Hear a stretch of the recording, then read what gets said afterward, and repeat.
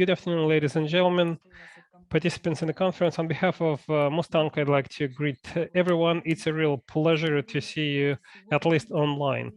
And today I'd like to talk to you about the fact that new things are actually old things that we have forgotten. I hope you can see my PPT stack on your screen. Yes, we can. Hold on a second. For some reason, I cannot advance my slides.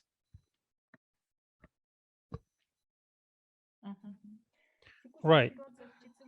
As for the current situation in the poultry industry, I guess you're well aware of what it is, and that's true for vets, scientists.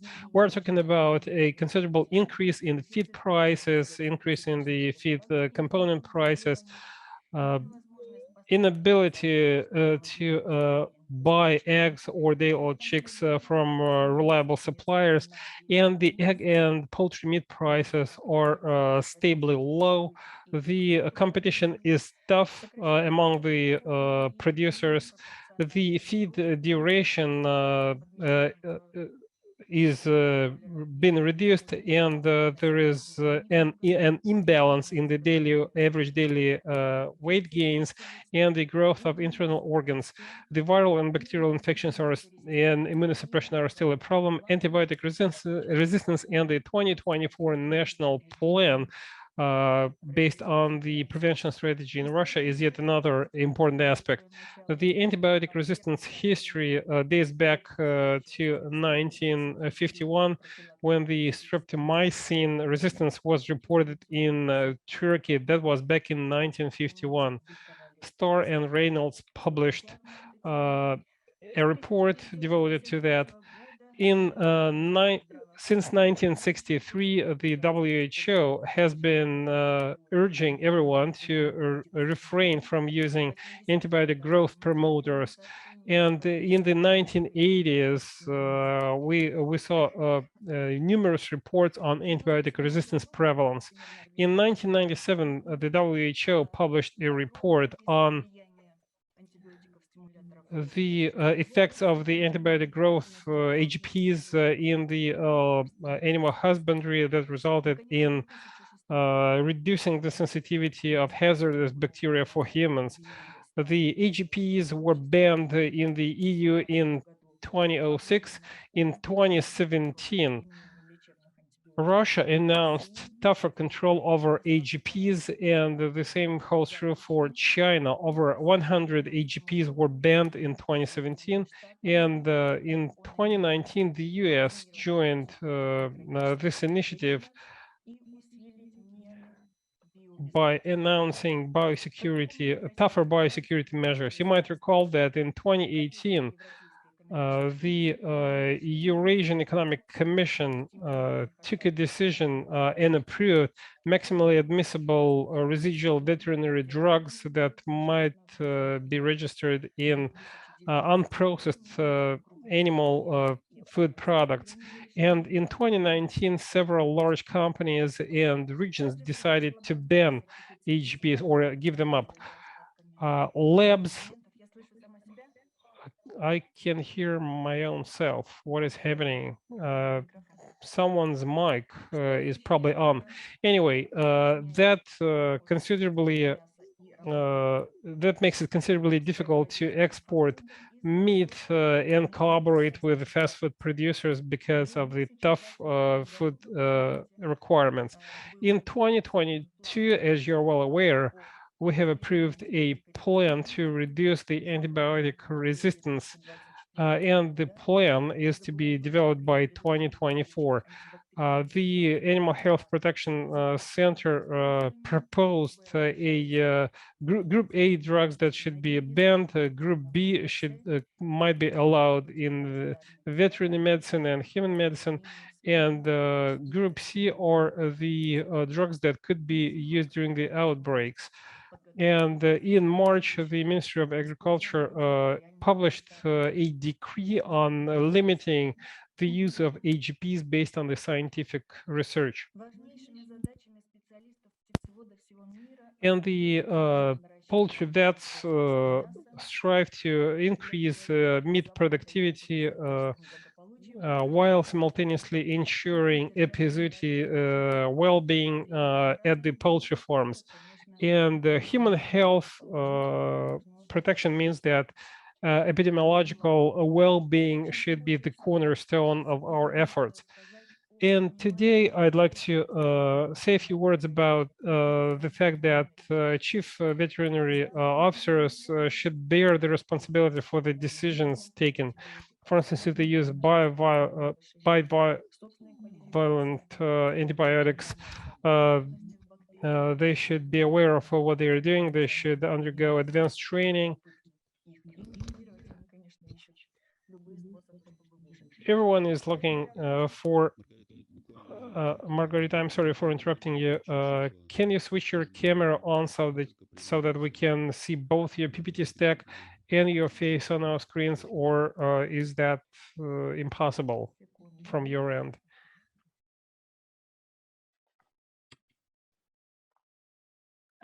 Вот, да, отлично. Can you see me now? Yes, we can. Thank you.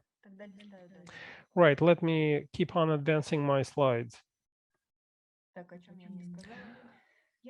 Right.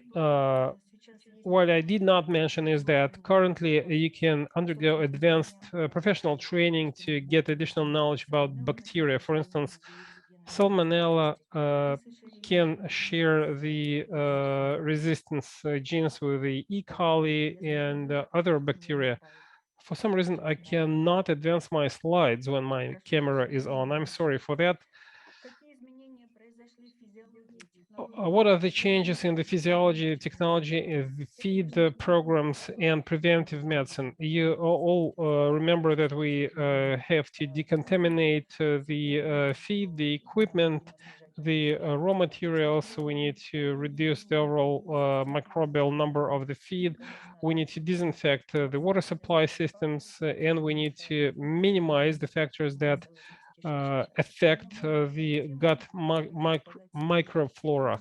Going at a tangent, I'd like to mention that, well, everyone remembers about these rules, but not everyone complies with them. When I visit various poultry farms, I see that, well, farm managers don't know when was the last time they disinfected a poultry farm, or they work in 3 shifts and they just don't have the time for that. As for the overall microbe microbe count, they use acidizers in minimal doses, but they don't recall what they are. As for water supply and drinking water systems, it's a very interesting issue. Given the fact that the feed period reduced from 42 to 35 weeks, we can no longer use the acidification agents. We use antibiotics, then probiotics, and then we make decisions on the second course of antibiotics administration. Then we administer immunomodifiers, modulators, and so on and so forth. As for the pathogens, uh, as for the pathogens, we tend to forget about that. The critical growing period results in a stable biofilm in the water supply pipes, and so on.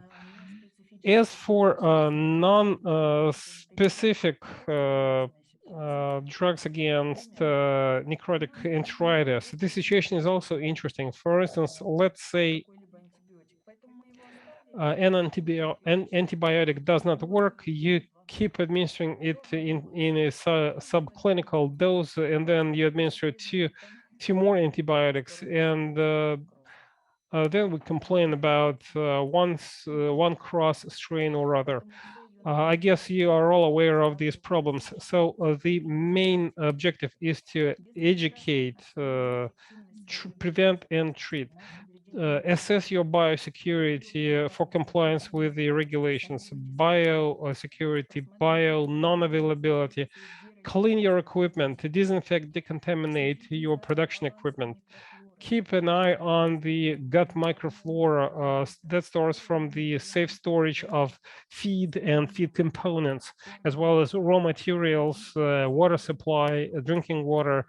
Uh, Balanced nutrition value of the feed is also important. As for preserving the health status of your livestock, poultry stock, we have to assess specific and non-specific bacterial and viral prevention programs, reduce the impact of the anti-nutritional feed factors, and Natalia delivered a wonderful presentation on that yesterday.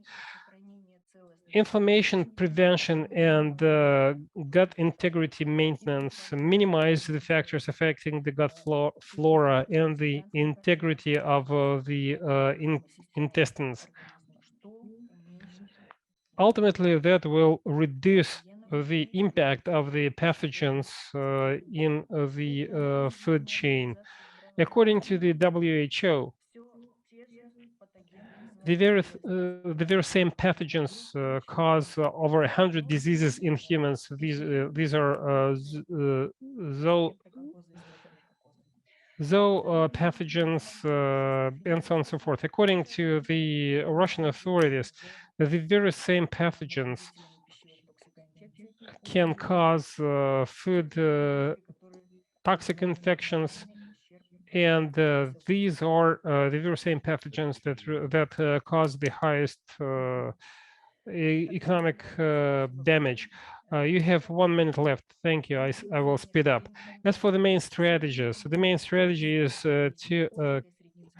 to control various substances. We all know the properties of the mid and short chain fatty acids. They can be used against yeast, fungi. The very same effects can be seen in uh, against salmonellas, Campylobacterium, Clostridia, perfringens, and so on and so forth. The minimum inhibitive concentrations for lauric acid are shown in the table. In addition to it, it can reduce the virulent nature of the various pathogens. Therefore, it reduces the resistance of the bacteria. It induces the production of protective peptides by immune cells, and it can also modify the gut microflora. The monolaurin antibacterial properties increase with the concentration, and shown in the bottom right-hand corner is the range of bacteria that can be regulated with the monolaurin. The sensitivity of Clostridia to various substances can also be regulated, and thymol and essential oils were mentioned by the previous speaker. And this table shows the short and medium chain fatty acids effect on Clostridium perfringens, Staphylococcus, and Streptococcus. As for salmonellosis, the high resistivity of salmonella strains to certain antibiotics results in a real threat to being transmitted to humans up the food chain. And it requires a systemic approach in using not just feed additives, but also to assess the efficacy of specific and non-specific organizational measures. The antibacterial properties of the butyric acid are shown on the slide. You're well aware of these properties. It shows the inhibiting capability against E. coli, salmonella at different pH values. And that depends on the form of the butyric acid. And Margarita, you're out of time. Please draw some conclusions. In conclusion, I just wanted to show you a range of acids, salts, and monoglycerides offered by Mustang. We believe that this strategy is quite effective if you want to reduce the antibiotic resistance at your poultry farm. The program is quite realistic. You can give up antibiotic growth promoters, but it requires a smart approach, and you can only reach the desired outcomes if you use a systemic approach. Today, I described a couple of tools that are available to you. They're not that expensive, they're available, and they're quite effective. Thank you so much for your attention. Thank you. Are there any questions from the audience? Indeed, we do. Margarita, thank you for your presentation. I was just wondering, what's your take on the following? Can the gut flora of day-old chicks supplied to our poultry farms be genetically resistant to certain antibiotics? Well, the answer is a yes. Much depends on the prevention of the bacterial infections in the parent flock. My answer is yes. No, actually, I was talking about the day-old chicks supplied from the parent flocks. Can uh, can they be genetically resistant to certain antibiotics? Well, I wish it were not the case, but in practice it might be. It well might be the case. In it, what control and identification measures would you recommend in this case? Well, a lab diagnosis is a definitive answer. You have to evaluate the efficacy of all the measures undertaken at a poultry farm. You need to evaluate the pathogenic microflora in a lab. The level of preparation of the hen houses. But I cannot cover everything within 10 minutes allocated to me. Thank you.